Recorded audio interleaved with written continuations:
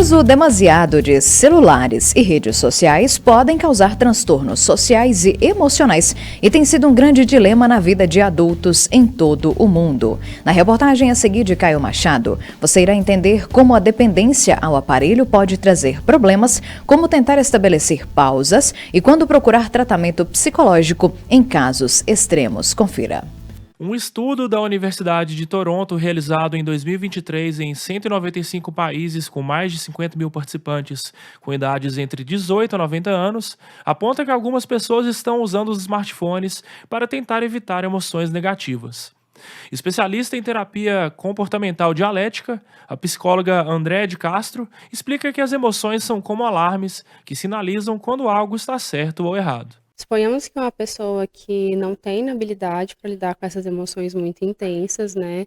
Ela não teve possibilidade de aprender como lidar com isso, né?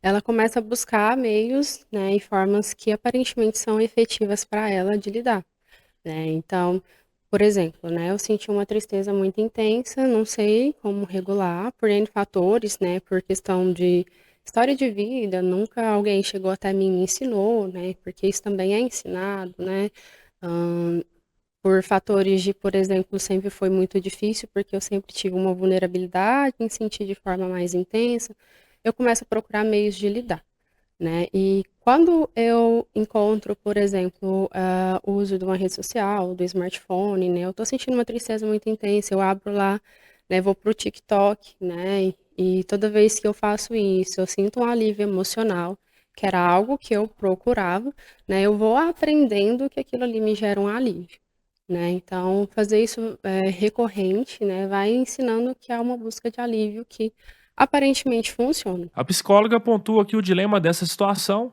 é que o problema não está sendo solucionado, e sim camuflado pelo conteúdo consumido nas redes sociais. Acaba sendo uma maneira que funciona a curto prazo, mas que a longo prazo vai me gerando prejuízos. E um desses prejuízos, né, que eu vou começar a mexer toda vez que eu sentir, e aquela emoção vai se intensificando, eu vou precisando mexer mais, né, e aí, muitas vezes a gente quando está falando de emoções muito intensas, a gente pode até utilizar de algumas estratégias de distração, mas elas vão ocorrer num curto período de tempo, né, e quando a gente está falando de um uso mais, patológico da rede social ou do telefone para tá, indo aí para evitação dessas emoções, né, a gente passa a ter o quê? Né, muitas horas de distração, né, e depois a gente não entra em contato com a solução de problemas, o que acaba gerando, esse prejuízo, né, ao mesmo tempo que eu estou tendo um alívio a curto prazo. Para Andréia, é importante ficar atento ao identificar os sinais que indicam o possível vício em smartphones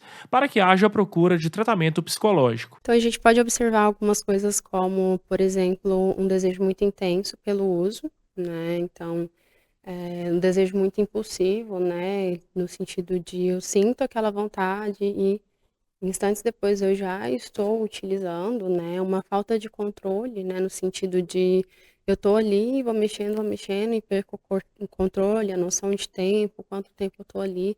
Quando eu vejo, eu já estou muitas e muitas horas, né.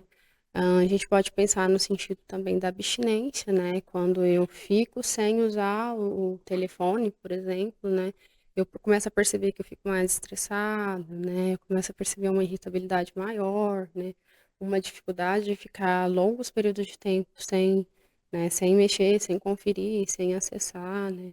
A gente pode pensar também no sentido de que, né, ao fazer muito esse uso, eu estou tendo alguns efeitos na minha vida, algumas consequências que têm me prejudicado muito, né. Por exemplo, eu tenho uma entrega importante de trabalho, mas aí eu não faço porque eu estou ali, né, mexendo muito tempo no telefone, né. E também a gente pode olhar pelo próprio limiar de quantidade de tempo que você está usando, né. Hoje a gente usa muito o telefone para muita coisa, inclusive é objeto de trabalho para muitas pessoas, né. Então, a partir do momento que a gente percebe que isso está ficando um tempo mais duradouro do que o esperado, né, do que o que você gostaria, né, e isso pode estar te gerando dano, então a gente considera também essa busca, né. E a gente também pode pensar no sentido de abandono de outras coisas que geraria prazer, né, deixar de fazer outras atividades, né, até mesmo na interação social, né? Deixar de ter uma interação social com outras pessoas para estar tendo interações sociais só por meio das redes sociais, enfim. Né? E combinando tudo isso, né, a gente tem os prejuízos, tanto social, tanto físico, tanto na vida pessoal, né, relacionamentos, enfim, né, tá gerando um certo dano, né, para a pessoa. Uma alternativa é tentar passar menos tempo nos smartphones, já que os próprios aparelhos e redes sociais contam com diagnósticos de uso e temporizadores para controlar a frequência de tempo dos usuários, o que pode colaborar na redução da dependência.